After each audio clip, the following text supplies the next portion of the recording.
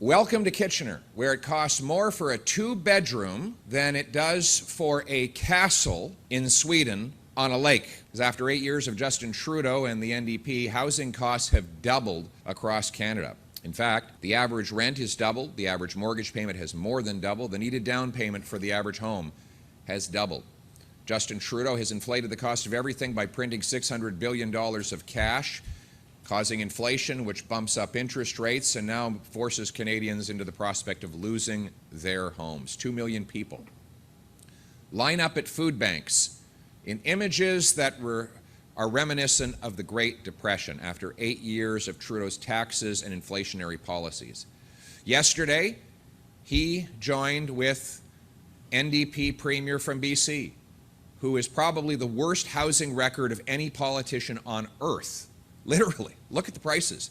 Vancouver is now the third most expensive housing market in the world, comparing median income to median house prices. Check it on demographia.ca for yourself. This is because Justin Trudeau and the NDP have printed cash to inflate costs, and they've blocked construction by preventing people to build through bureaucracy and taxes. This, by the way, has been very good for land speculators, because if you are one of the lucky few billionaires that own plots of land that are zoned and permitted to build on, your land is artificially inflated by the fact that you have no competition, because all the other places that that competitors would build are blocked off by local government gatekeepers. Great for the very rich. Thank you very much to the NDP and Liberal Socialists for stuffing the pockets and the faces of the billionaires while screwing over the middle class and causing, for the first time in Canadian history, that young working class kids and immigrants cannot even afford the prospect of ever owning a home. It now takes 25 years to save up for a down payment for the average family in Toronto. Before Trudeau, you paid off a mortgage in that time. After 8 years of Trudeau, it now costs over $2,000 for a two-bedroom. When I was housing minister, it was $1,000. The reality is we have the worst housing prices in the G7 after 8 years of Trudeau, which is crazy when you think about it, because we have the most land to build on. It should be cheap to build a home. And then you have crime and chaos in our communities. Crime and chaos caused by Justin Trudeau's catch and release policies, supported by the NDP. Yes, they want to ban your hunting rifle, but they have no problem releasing repeat violent criminals into our streets to terrorize our people and destroy our communities. They decriminalize hard drugs like crack and cocaine while handing out tax-funded opioids that are then sold on to children, causing this opioid crisis to spiral out of control. And who profits? The big pharma companies, the corrupt big pharma companies who caused the crisis in the first place. And let's talk a minute about big pharma. Here we are in a natural health food store. Justin Trudeau has accepted big pharma's plan to force complicated taxes, fees, and regulations on natural health supplements that will cause 1 in 5 of these stores to go out of business, that will cause the majority of labels to no longer offer their product in Canada or develop them here. And of course, it will force Canadians to buy more pharmaceutical medicines, which is the goal, so that Canadians have to profit big pharma rather than taking care of their health. So while Justin Trudeau's red tape attacks small businesses that offer natural health supplements like this one, his big pharma friends make off like bandits once again. The good news, and then on top of all of it, we have the Arrive scam. The Arrive scam, where Justin Trudeau paid at least $60 million for an app that didn't work, that we didn't need, and that could have been done for $80,000. One company, GC Strategies, has had approximately $250,000 of contracts, according to a La Presse study.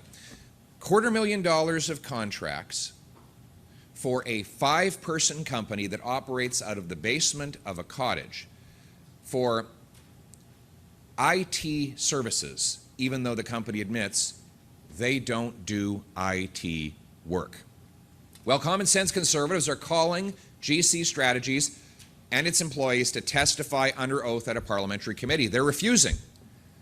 And so we've put forward a motion to have them arrested and physically dragged into the room to explain where our $250 million went.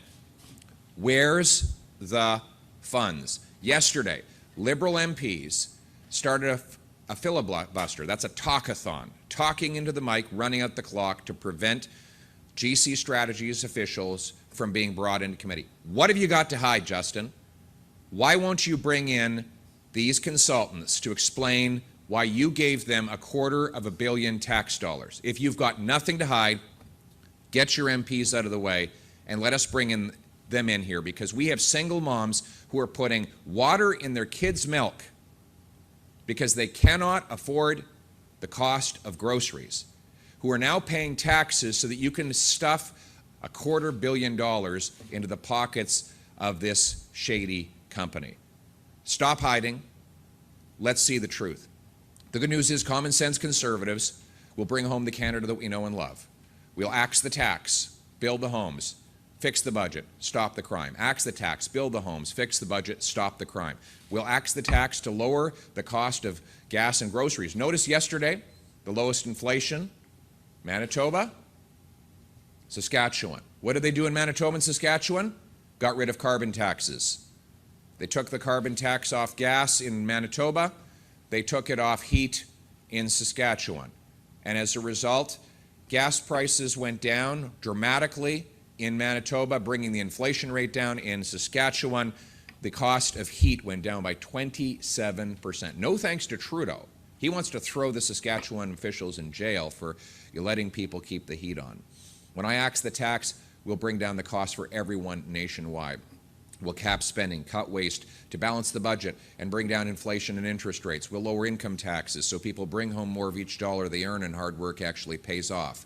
We'll require local municipalities permit 15% more home building per year as a condition of getting federal funds. Those that build more will get bonuses. Those that build less will be fined, so that we can clear the bureaucracy and build the homes. We'll bring in jail, not bail, for repeat violent offenders.